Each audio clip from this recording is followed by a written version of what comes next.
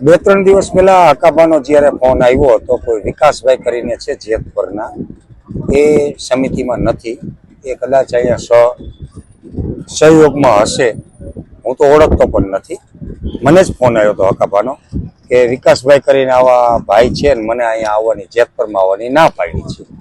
એકચ્યુઅલીમાં હકાબાનો જ્યારે ફોન આવ્યો હતો ત્યારે સમિતિની મિટિંગ ચાલુ હતી. હું પણ જેતપર ગામની સમિતિમાં નથી, એટલે એ સમિતિની મિટિંગ હતી અને આયોજનના ભાગરૂપે મિટિંગ હતી. આખા ગુજરાતમાંથી ડાયરાના કલાકાર કે સાહિત્ય કલાકાર તરીકે હકાભા ગઢવી મર્દનો દીકરો એક જ એવો છે કે જેને અમારા આ આંદોલનને સમર્થન કર્યું છે. હકાભાની જાંબાજીને દિલેરીને સલામ છે. હકાભાઈ અહીંયા કાર્યક્રમ પણ કર્યો હતો અને હકાભાઈ સ્ટેજ ઉપરથી અમારી સમિતિને સમર્થન પણ આપેલું છે. તો ક્યાંક ને ક્યાંક ગેરસમજ છે કે આજે નહીં આવતા એવું કીધેલું વિકાસભાઈએ. અને હકાભા અમારા ભાણુભા છે, અમે એના મામા છીએ. એના માટે 24 કલાક આ સ્ટેજ અને છાવણી હકાભા જેવા સેલિબ્રિટી માટે રાહ જોઈ રહી છે.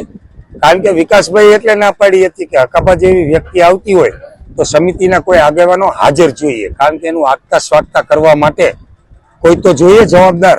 તો અહીંયા કોઈ જવાબદાર આગેવાનો નહોતા, એટલા માટે એને ના પાડી હતી અને એમાં ગેરસમજ થયેલી છે. પણ હકાભા અમારા કવિરાજ છે, કાંઈ નહીં, અમારા ભાણુભા છે, એનો સ્વાભાવિકપણે થોડો જાજો ગુસ્સો હશે.